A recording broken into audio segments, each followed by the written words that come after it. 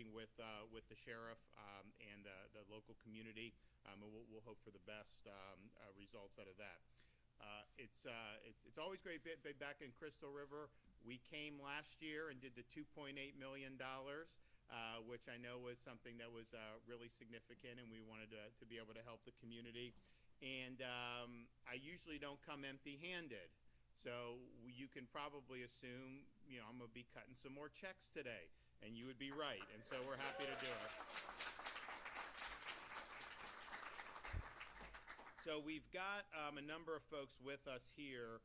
We have our Commerce Secretary, Alex Kelly. We have Representative Groh from the Florida House, Citrus County Commissioners, Levy County Commissioners, Citrus County Sheriff David Vincent, Newberry Mayor Tim Martin, Crystal River Mayor Joe Meek, Richard Wiggins, of course, the co-owner of Bayside Craft Kitchen, where we're at here in Crystal River. And I mean, how nice is this? This is like Chamber of Commerce stuff, right? I mean, this is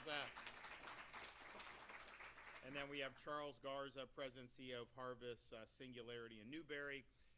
We were here, we were just reminiscing about 2023. We had Idalia that hit, I think it was Taylor County was where it kind of, the eye made landfall. But then here we are, maybe like 100 miles further south, or certainly a decent chunk, and you saw, real significant water in Crystal River. So we toured, we saw all that, and then I know Helene was a big deal as well. Of course, that had, big impacts really up and down the entire west coast of Florida, and a storm that didn't even hit Florida until it got to the very northern part of Florida, and yet still 100 miles off the coast was doing that. So, and then I know we worked to help with the debris after Helene and before Milton, because you have Helene, there's debris, people worried, and Milton starts coming, and so we were happy to really streamline that. I mean, it even got to the point where we said it's got to be 24/7 on the landfills to be able to dump the debris, and one of the counties locked their landfill. So we had Florida Highway Patrol. I mean, they snipped the locks and opened it back up, and we just kept things rolling, because that's just how we do things, and we want to get the job done. So we're now here. We're the week before Thanksgiving, and we did not have a hurricane impact, not only in Florida, but in the entire continental United States. And these things do, historically, if you look, I mean, they do kind of come in bunches. We had 10 years where we had no storm, no hurricane hit Florida, I think until 2016, 2017 period. And then since then, we've had 6 major hurricanes in 7 years. And that's difficult to deal with. Now, we deal with it better than anybody. If you had that happen almost any other place in the country, it would just be done, right? I mean, they wouldn't do. So we've got a lot of resilience. We've got a lot of folks that do a good job, but we're really glad to have not had to deal with it. I mean, we're technically still in the season. You could get something, and so I mean, it's not impossible, but I think most people feel like this has been a positive season for all of us, and we needed it, and we're going to keep going forward. Now, which brings us here today is. We really believe in communities all throughout Florida. We're not just focused on the places that everybody, you go to different parts of America, particularly you go to like the Northeast, like they think all of Florida is basically just Palm Beach to Miami, right? Like that's what they think of Florida. They don't think of Citrus County. They don't think of Levy County. They don't think of any of that. But we know, obviously, we've got a lot going, and we want to be helpful. And we were just at the Rural Economic Conference yesterday in Ocala. The thing about it is, I could bring like $50 million to Miami or Tampa or something. It's almost like, okay, not that people don't appreciate, but you bring support for some of the rural, I mean, they really appreciate it, and the money goes a lot farther to do some of the things that they're doing. So we've been a big advocate of really doing this, and I know you've had great legislators in the area. You had a great senator here, Blaise Ingoglia.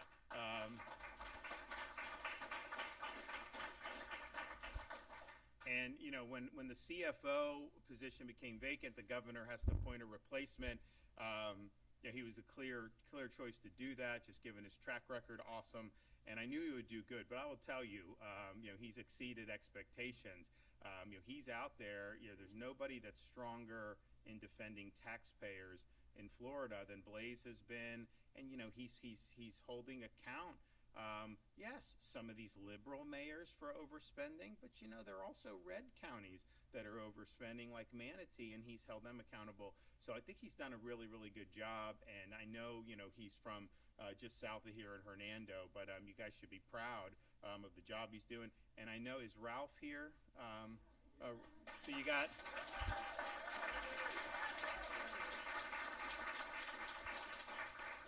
So you got a good one incoming, and these special, it takes a long time. It's like Blaze we did like months ago, but by the time you do the primary and all that, but I was really pleased to support Ralph on day one. He's done a fantastic job in the legislature, and we'll pick up right where Blaze left off in the Florida Senate. So congratulations. I know the election's coming up, but I wouldn't. I wouldn't want to be opposite Ralph with the D next to my name. I know that on the ballot, so I think he's going to do pretty good. We are, we're proud of having led on so many different things in terms of economic opportunity, but we're in a period of economic uncertainty for this country. I think if you look around, so much of this it's been driving the stock market and all this is basically these big tech companies, the Magnificent Seven, and it's all about artificial intelligence, which, by the way, it's a whole nother conversation. We're going to be rolling out some good policies on AI. There's some people saying, well, the federal government should just take over and not let the states do anything. I reject that. I think, we have a responsibility to stand up for you. So, for example, I think it's wrong if they come in to build a data center and then charge the normal customers higher for electricity. We're not going to let that happen. That's not right. I think it's wrong if they are using your likeness and putting out, false information under you, because sometimes it's hard to even tell, it is. I think it's wrong if things are targeting children, particularly for sexual exploitation. And we've seen technology being done this. This is kind of take it to a whole new level. So we're going to defend, our right to be able to basically protect your freedom. And the way I view it is, yes, my job is to protect your freedom from government. And the state of Florida, we have millions of more people than New York State. Our budget's less than half of their budget. We have the lowest number of state government workers per capita in the entire country. So we've got a very lean government, and I think we've done it well. And we fought Biden a lot when Biden was in there. We sometimes have to fight some of the local governments during COVID. They wanted to put people in jail for not wearing masks. I said that ain't gonna fly in Florida. And so we went down to Broward County and we basically stopped the madness. They wanted to do the masking of these poor kids in school. And I was like, not going to happen. So we did an executive order. So that is obviously it. But your freedom can also be undermined by these massive companies that have hugely concentrated power and have massive impact over our society, over speech. We were doing COVID. I'd bring in these great guys, Jay Bhattacharya from Stanford. He's now the director of NIH. At the time, he was one of a few lonely voices speaking out against Fauciism and saying, no, you don't do this stuff. We would do roundtables, and I'd have people from Oxford, like really good people, but they were counter the narrative. And so what did Google and they would take our videos down. Our stuff would get censored. Like that impacts your freedom to communicate. And they'll say, oh, well, it's a private company. Yeah, but how much speech goes on? And just a handful of these companies control so much of it. So I think your freedom can be impacted by a handful of massive companies. And so we just want to make sure that we're protecting people's freedom to be able to make the most of their God-given ability, have a good life here, prosper, get ahead. Government can be an impediment to that, but so can some of these really. And oh, by the way, a lot of those companies have been working very closely with government over the years. I mean, they weren't censoring just willy-nilly. They were doing that at the behest of people like Fauci. So we're very mindful of all that. So we're gonna make sure that we have a really robust, I think, package that's gonna just put Floridians first and put our people first, and that spans across a lot of things. But there's a lot of uncertainty because they're projecting, profits on the back of this. So they're spending all this money. I mean, unbelievable amounts of money, to create. They're building a data center in Louisiana that's the size of Manhattan. They're doing it in these other. And it's like, okay, you need this infrastructure, you got to have all this for computing, but the problem is, something like OpenAI, they're not making a lot of money. I mean, they're not making any net profit, but their revenues in. So it's like, where are you going to go? And like, if that doesn't pan out, then you're going to start to see all kinds of shock waves go through the entire economy. And I think what we've done in Florida, we've been ranked #1 economy 3 years in a row by both CNBC and U.S. News World Report, but we have a lot more durability than we used to have. We have way more manufacturing. We've added tens of thousands of manufacturing jobs just since I've been governor. We've got a huge space industry that is booming. Unlike, I remember 15 years ago it was dead, right? Obama retired the shuttle, totally dead. We have that. We do have a lot of finance that have moved out of New York City. I mean, wouldn't you, if with the way it's been governed? I mean, like, and now they're gonna have a new mayor, and people are gonna be longing for people like De Blasio because this guy's gonna be more left than him, and it's not gonna be good for public safety and all these other things. So we're doing that, and we want to make sure we continue to do that. But there's certain things that that are not susceptible to necessarily what the market's doing, what the Fed is doing, what Congress is doing, because Congress isn't going to do the right thing. So you have all this. The things that we can do to be helpful are really on supporting infrastructure, making sure that communities are able to bounce back if we do end up having storms in the future, making sure that we're paving the way to have more economic opportunity. And one of the tools that we have for that is something called the Job Growth Grant Fund. It's a fund that the governor is able to do projects. So the locals submit their projects, and sometimes they'll say, hey, we're going to do 10 million. Can you do 5 or whatever, and however they want to do it. And then our Commerce Department evaluates it, and then we kind of make decisions, what can get the most bang for the buck. And so, there's a lot of things that are done that are good. We've done a lot on job training. We've done expanding commercial truck drivers, which I think is really important, and they need to know English when they're driving these trucks. I mean, how stupid can you be to put now we don't do it, but California putting people behind the wheel who can't read the street signs, can't read what's on the interstate. It's just insane. So we've worked on that. We've worked on concrete skills in high schools and in state colleges so that you do. And that's a whole nother thing with this artificial intelligence. People are almost bragging about it. They think it's like a good thing that it's going to take all these jobs away from people. I don't think it's a good thing if people do. But the question is and whether that's true or not, the people that have the concrete vocational skills, like that's going to be necessary. You're going to continue to need that. HVAC, you're going to continue to need welding, you're going to continue to need all that stuff for the foreseeable future. So we've worked hard to do it.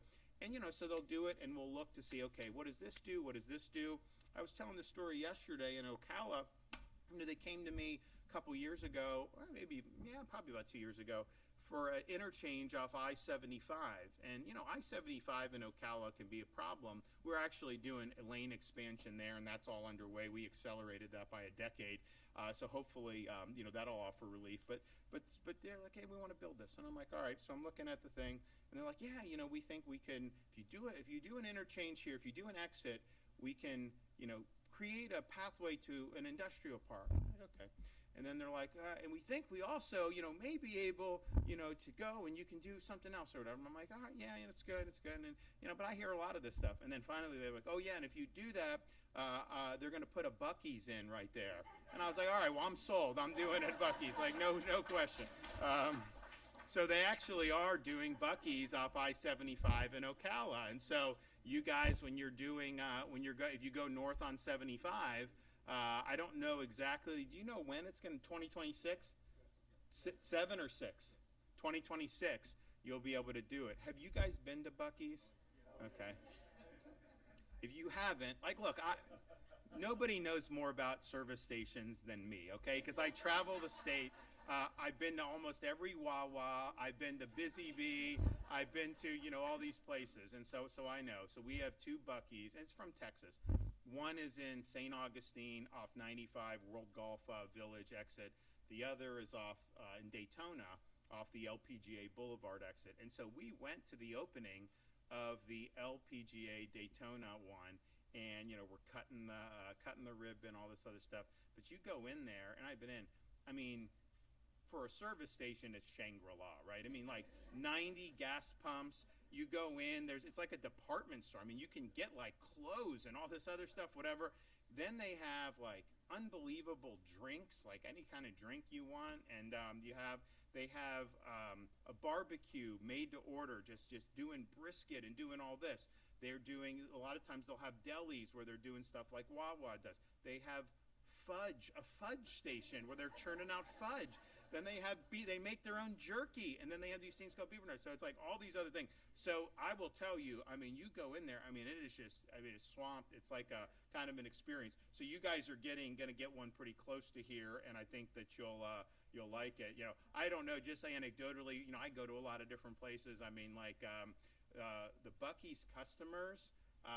If that was what like kind of the whole voter pool things, I think like I'd get 90% of the. I mean, like unbelievable just how it is. So it's good.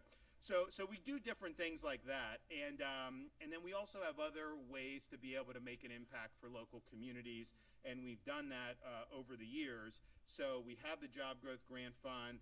We also have the CBDG Disaster Recovery Program that we work with the federal government on, and to be able to do it. So today we're able to take both of those pots and do things to really make a difference. And so I'm proud to continue the investments in our Florida communities.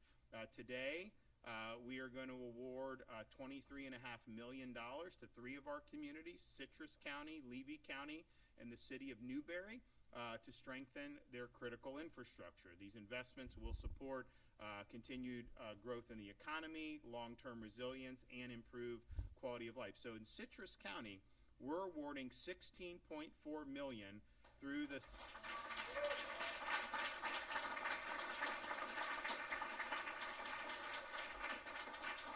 You didn't even know what it's for yet. I guess you figure it's going to be good, right?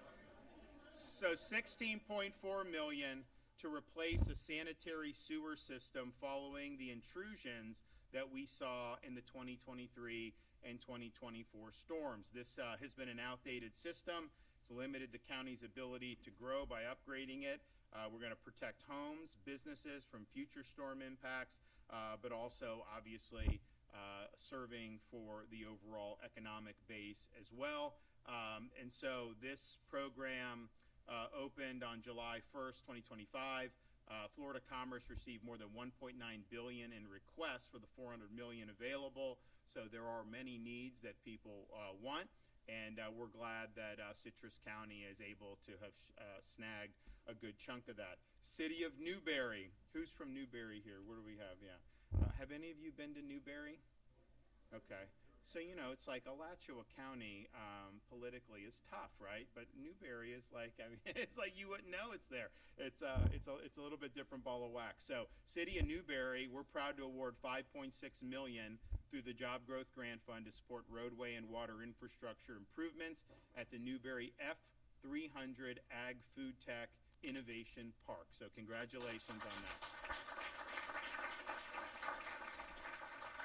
And you'll hear from one of the speakers about why that is important. And then finally, Levy County, $1.5 million through our Job Growth Grant Fund for critical water infrastructure in Chiefland and its surrounding rural communities, including Horseshoe Beach and Cedar Key. And, there's a lot of people maybe in different parts of Florida that had never heard of Horseshoe Beach or Cedar Key until the storms. And then people would see, the storms. I mean, we had Dahlia in 23. Then we had Debbie, which was not a major hurricane, but was a hurricane in August of 24. Then we had Helene And then Milton didn't impact that far north as much, but those, 3 storms in about a 13-month period, that was a really, really big deal, and it impacted those areas in a really big way. And I'll tell you, so we were at Gainesville, actually, University of Florida. We created something called the Hamilton School for Classical Learning and Citizenship, and it's basically like doing what the academy should have been doing this whole time, which is focus on the things that really matter: great books, Western civilization, foundations of America. And, we've brought in people because we had to change the way, people would always tell me, why are these universities indoctrinating? Why can't we do it? And part of the reason is because, okay, you want to bring in somebody different? They go in front of the faculty that are already there. Well, guess what? If you don't toe the line, you think you're getting tenure from those people? No. So they enforce intellectual conformity through having the faculty able to veto new professors coming in. So we worked with the legislature. We changed the law in Florida. And we said 2 things. 1, all tenured professors must undergo review every 5 years and can be terminated for poor performance. 2, the presidents of the universities and the boards of trustees, they can directly recruit professors to the university without being subjected to the faculty veto. So we've been able to bring in. We brought the top Civil War scholar from Princeton, is now at Hamilton School. This great scholar from Harvard. He had been at Harvard for 40 years and he couldn't take it anymore, and so he's coming to UF. And then we had a lot of these young people. Like some of these professors are coming up to me and they look like they're in their 20s, like very young. I think they're probably older than that. From Oxford and from Cambridge and Vanderbilt and all these places, coming down there. But anyways, I was telling them, and I was like, have you guys gotten to explore Florida or whatever? And some of them are like, well, we went to Miami. I'm not saying don't do that, but I was like, if you go from Alachua, if you just go like to the West Coast, like this area, look at the Springs, you look at places like Levy County, you look at places like that. I mean, it's old Florida, right? It's really, really pretty. And I mean, I remember going when we were doing some of the hurricane response last year, we're doing stuff, we're helping out checks. So we stop at one of the places for lunch. I think we were probably in either Steinhatchee or Horseshoe Beach. Maybe we were Steinhatchee. And I go to this place, this family-owned restaurant, we're eating lunch.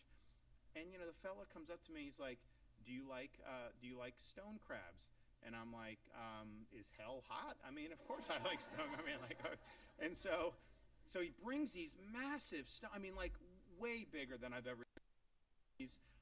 Or even like Joseph. I mean, like just massive. And it's like this fresh stuff. It's all. So I tell him, I was like, you guys have got some really great stuff, right at your fingertips, which is, a different pace. And I'm not saying like, look, you have like, hotels and condos like on South Beach, whatever. I mean, like there's a place for that, but that's not what you want for the entire state, right? So you go and you're able to do this and they're like, oh man, I want to go check it out. I remember coming, we used to do the springs and we could go, swim in some of these areas. I remember as a kid, Ted Williams had his museum here, the Hitters Hall of Fame.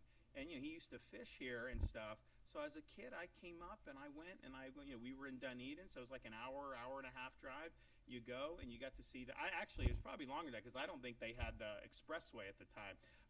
That expressway makes it a lot easier to get to Tampa and up. So you do that and you've seen that and I'm looking around. I'm like, man, this is really, really nice. So we really believe that there's a lot of great stuff. And the hurricanes obviously are tough.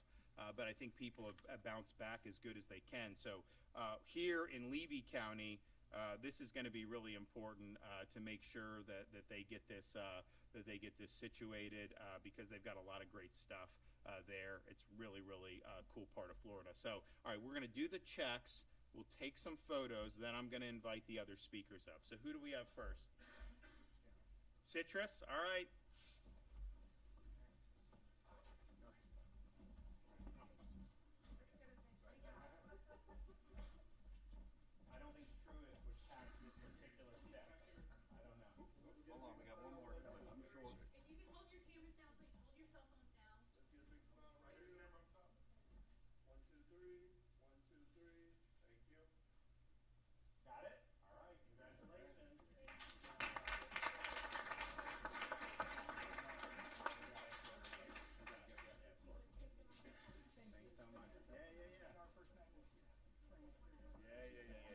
city of Newberry. Newberry.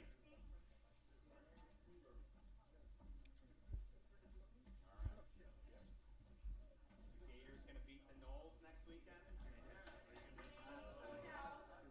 Yes or no? Right there, 1, 2, 3. 1, 2, 3. Thank you.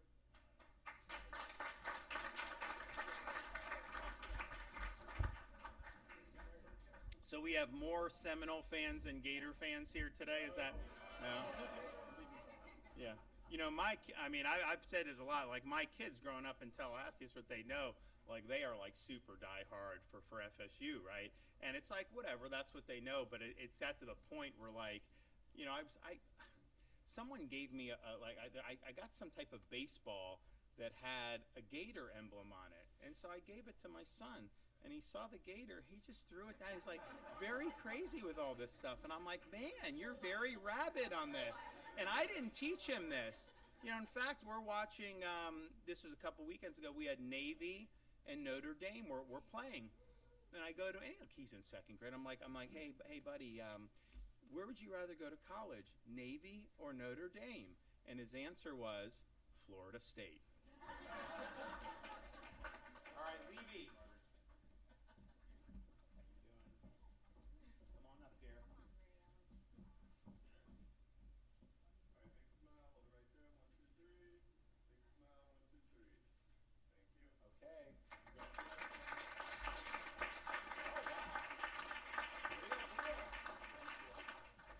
Alex Kelly, come on up.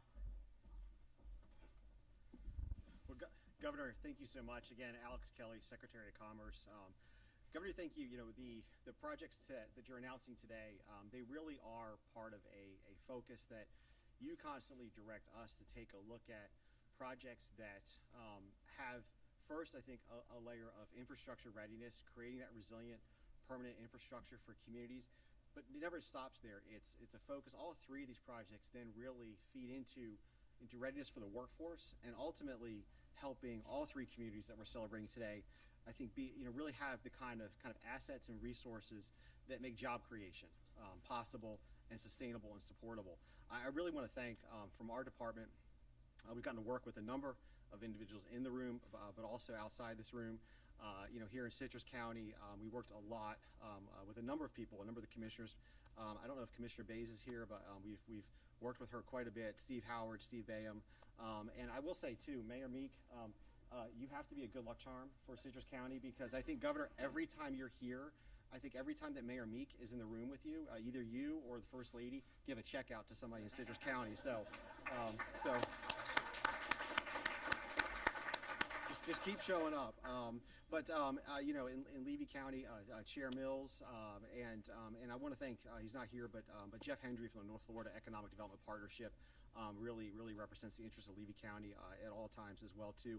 Mayor Martin from Newberry, Scott Engel from UF IFAS is here as well. Has been a tremendous partner on this project. Charles Garza, it's been great to hear from you and learn about Harvest Singularity and your investment, not just in Newberry, but your investment as you're planning for really throughout the state.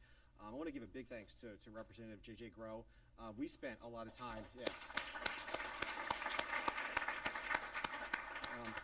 I think the time that we spent here is emblematic, I think, of the kind of partnership that's true about all three communities that we're celebrating today, which is about, we all got together, we worked, we looked at issues. Sir, we brought them to you. You were supportive. You gave that direction. But it really does start and end with that great partnership that occurs. So thank you so much for being a great friend, a great supporter. I will say too, in terms of the Newberry project, he's not here, but State Senator Stan McClain has been a tremendous partner. State Rep Chad Johnson has been a tremendous partner as well. I just want to say, just maybe to add to your points, Governor, all three of these projects, it's about infrastructure with intentionality. All three of these projects are not just singularly about resilience. Of course, they start with resilience, but they really are about infrastructure with intentionality, and they really are about a continuing conversation that, Governor, you lead and we have with all three communities, which is to continue to make all three communities that we're celebrating today great places to raise a family, start a business, get an education, grow talent, and really just call a great place to live, play, and work. So thank you all so very much, and Governor, thank you so much. Okay. Come on up.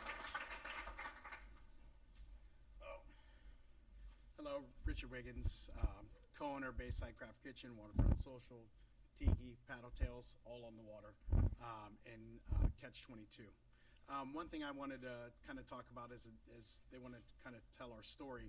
I think what I want to tell as an owner, what people don't see as an owner with a lot of employees, what happens before the storm comes. There's a lot of tension, a lot of stress, a lot of concern from the employees, and that's kind of the side I want to talk about. They're worried about their jobs. They're worried about, we obviously pre-plan, try to do anything we can to recover. And then the storm hits and whatever happens, and everyone sees the debris, the destruction. That's the easy part. That's what everyone sees. That's typically pretty fast for us to clean up and fix. The hard part is telling the employee that, hey, you know, we're not sure when we're going to have work again. They come and they work really hard to help us clean up and do all that. And then there's obviously some infrastructure stuff that we have to do, and then we're not sure when they're going to work again. And that's obviously concerning. And then what we learned from 2 storms in a row is that if you push really, really hard, and this is probably more the tourism industry than, you know, the hotels, restaurants, and things like that, is when you push really hard to get open, unfortunately, everyone in the community is dealing with their home, dealing with other things, and then also other people in Florida don't say, hey, let's go to Citrus County where they just got 9 feet of water. I don't know how many feet of water it was. So even though the businesses get open, we still struggle financially, and our employees still struggle. So I think that's one of the things I would like for people to think about, is because yes, it's expensive, it costs money, there's insurance, it's a pain for the owners, but there's a personal side, because you have an obligation, at least I feel like you have an obligation to your staff, right? Just like I feel like if it's going to happen, let it be in a smaller community, because what you saw last year with the second hurricane coming, and it was spoke about a little bit, was how the community pulled together and helped and got the debris up and worked really hard to make sure we didn't have more damage. So I think that's great, and I think that's one thing that I just want everyone to understand as an owner. Everyone thinks it's money, money, business, business, business. But there's a lot, and it's not just them. You know, it's someone's wife, it's someone's husband, it's someone's kid, and it trickles down.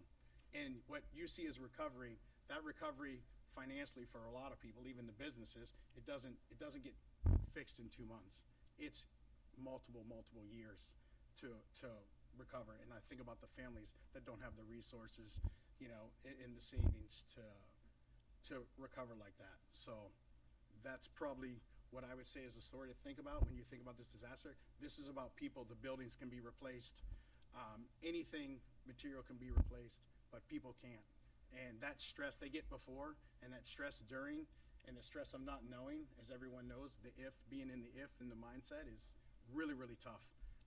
And just picture yourself, you know, being a young family, not knowing if you're going to have income. So that's kind of the story I want to tell. And I appreciate it. Thank you guys for giving me the opportunity.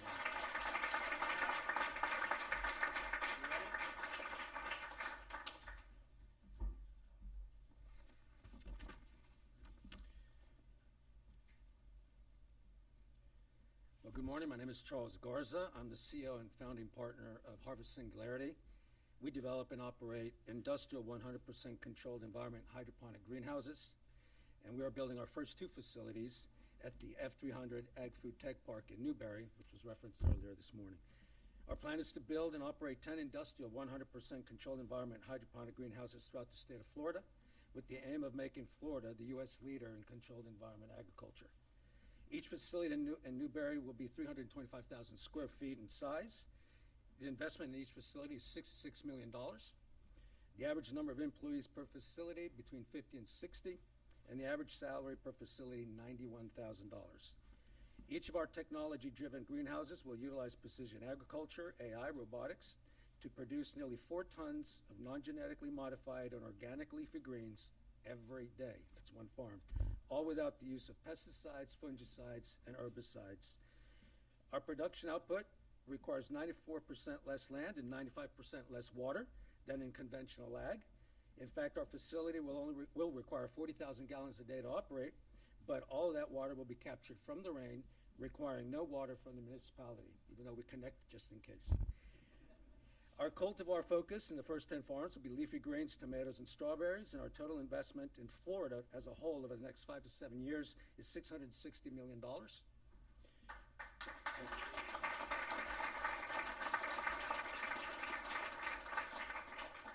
Very important, we talked about before, educational programs for the young ones and people looking for new tech jobs. Each facility that we build will be located near to a UF IFAS extension office and a local state college so that we can create CEA educational and research opportunities for University of Florida ag students and to help state colleges develop training programs aimed at creating a new generation of high-paying ag tech jobs in our local communities. Now, regarding Newberry, we searched all over Florida for a very long time, and we found our home. We really liked that it is a community rich in agriculture history and tradition. It was clear to us that the leadership of the city understood the importance of agriculture, very important today, food security, and the challenges faced by food producers nationwide. The minute we all met, it was clear to us and our organization that Newberry was a place where we would invest first. So thank you, gentlemen, for that opportunity. Another big decision driver for us to invest $132 million in Newberry was Newberry's F300 Ag Tech Park, made possible by collaboration between the City of Newberry and UF IFAS. So Dr. Engel, kudos for that collaboration. We understood immediately that we needed to be a part of this great collaboration, and that is why we decided to establish our first 2 high-tech farms in Newberry's F300 Ag Tech Park. Today, we're proud to be the first industrial ag tech company to call F300 and Newberry our home. So very glad for that.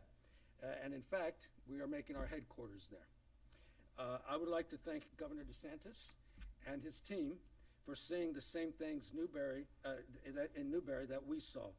We share the governor's enthusiasm for what we can all do together, and I can't wait to get it all started. This was really an unexpected surprise, one which gives me confidence that we made the right choice, and today we are happy to be part of the Team Berry. Thank you very much.